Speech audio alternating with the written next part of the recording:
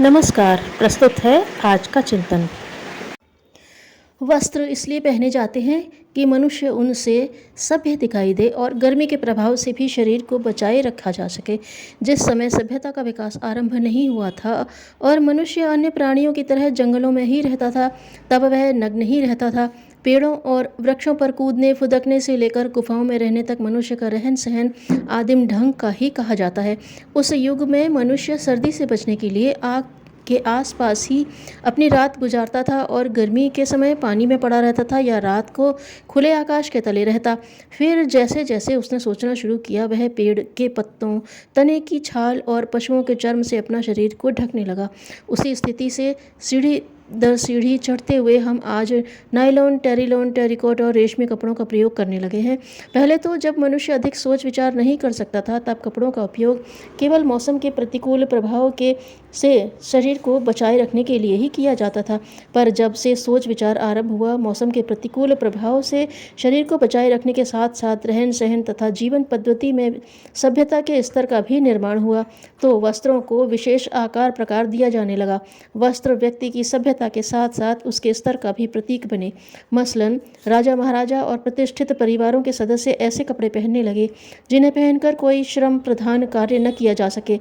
चलने पर नीचे जमीन पर घिसटने वाले ढीले ढाले कपड़े उसी धारणा की देन है, जिसके अनुसार यह समझा जाता है कि वस्त्र व्यक्ति की सामाजिक प्रतिष्ठा के परिचायक हैं।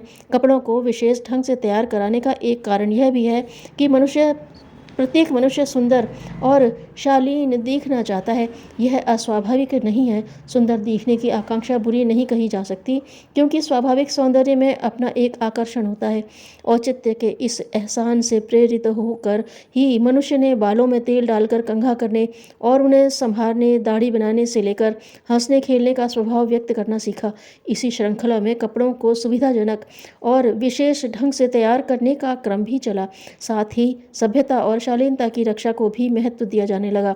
वस्त्र पहनकर ही किसी के सामने जाया जाए, शरीर के गुह्य अंग वस्त्रों से ढके रहें, वस्त्र साफ सुथरे और धुले हुए हों, भड़कीले न हों आदि शिष्टाचार भी बरता जाने लगा। मनुष्य की मान्यताएं निरंतर गतिमान है, वे हमेशा बदलती रहती हैं। एक चीज़ कभी अच्छी समझी जाती है तो एक समय में उसकी उपयोगिता नष्ट होने के कारण व्यर्थ भी हो जाती है और ज़्यादा रूढ़ होने पर हानिप्रद बन जाने से कुरीति भी बन जाती है।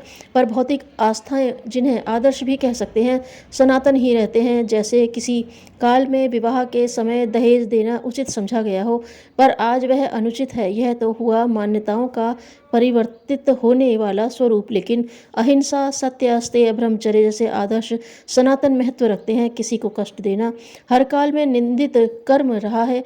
झूठ बोलना हमेशा बुरा समझा जाता है।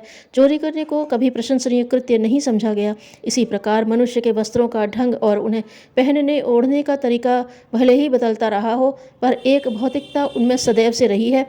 यह कि वस्त्र शरीर की सुरक्षा के साधन बने और उनसे सभ्यता का भी निर्वाह होता चले। इन दिनों चुस्त पोशाकों का जो फैशन चल पड़ा है, उससे न तो सभ्यता का समुचित निर्वाह होता है और न ही शरीर की सुरक्षा संबंधी आवश्यकता पूरी होती है। वस्त्रों का चुनाव करते समय जहाँ शरीर रक्षा, सुसज्जा, सुरुचिपूर्णता और शालीनता का दृष्टिकोण अपनाया जाना चाहिए, वहाँ केवल फैशन का दृष्टिकोण प्रधान बन गया है। फैशन का सीधा अर्थ शौकिया तौर पर अपनाए जाने वाले रंग ढंग से है और शौक केवल पूरा करने के लिए किया जाता है। उसका उन्माद न लाभ देखता है और न हानि। जैसे किसी जमाने में नाक छिदाकर नथ पहनने का रिवाज था, स्त्रियों में यह शौक आज भी खूब प्रचलित है, जबकि इससे लाभ कुछ भी नहीं है।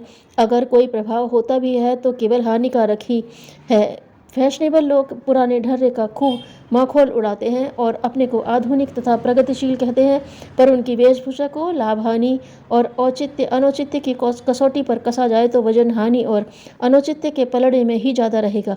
फैशन के तौर पर केवल शौक पूरे करने के लिए उलूल जुलूल ढंग के कपड़े पहनना हमारी शारीरिक, मानसिक और सामाजिक स्वास्थ्य को बुरी तरह प्रभावित करता है। आजकल स्त्री पुरुषों में, खास तौर से युवक युवतियों में चुस्त पोशाक पहनने की खपत सी सवार है। तंग कपड़े पहनने से पहले हानि तो यह होती है कि इससे चलने फिरने और उठने बैठने की सुविधा जाती रहती है। तंग कपड़े पहनकर चलते समय पैरों को आसानी से उठाया और आगे बढ़ाया जाना असुविधाजनक हो जाता है। ऐसी कई घटनाएं आए दिन सुनने में आती हैं कि साइकिल का धक्का लग जाने से या पैर फिसल जाने पर चुस्त पोशाक पहनने युवक युवतियां उठकर खड़े होने में बड़ी कठिनाई महसूस करते हैं। कई अवसरों पर तो ऐसे युवक युवती बड़ी हास्यास्पद स्थिति में आ जाते हैं।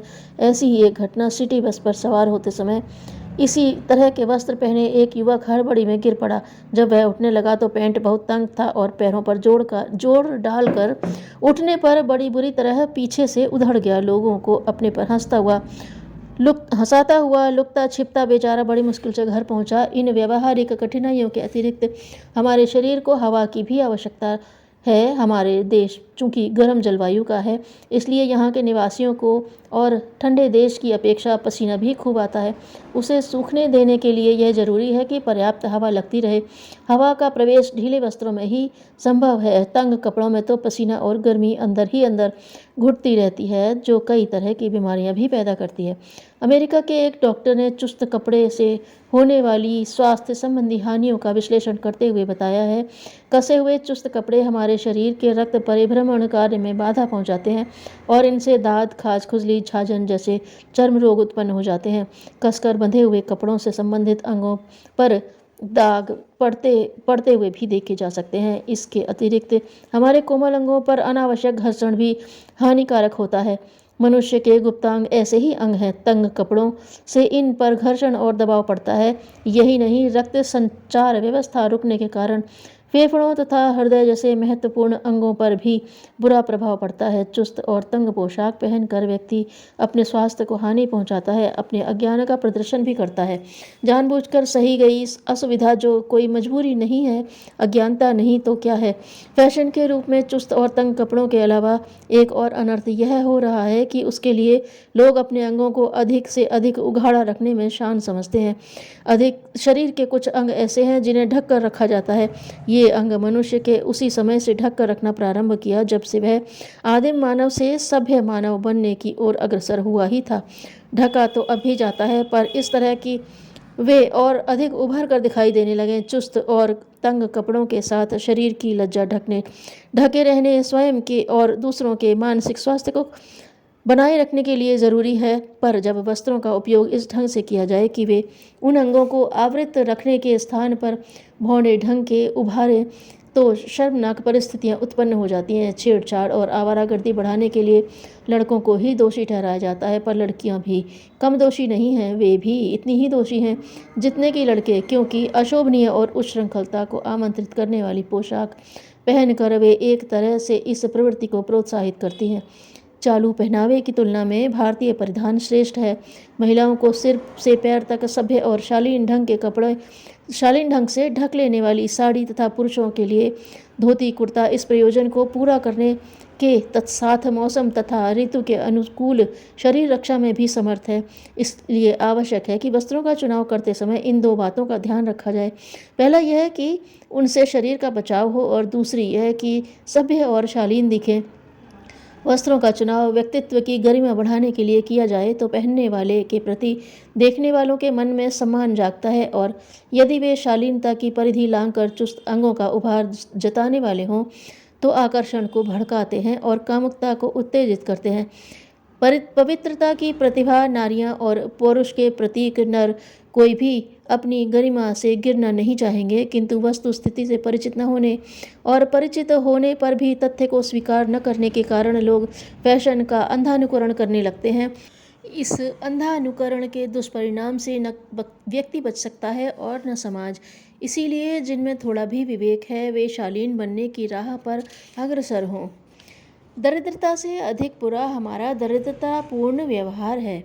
शांतिपूर्वक जीने के लिए अपनी मनःस्थिति में परिवर्तन आवश्यक है। धन्यवाद।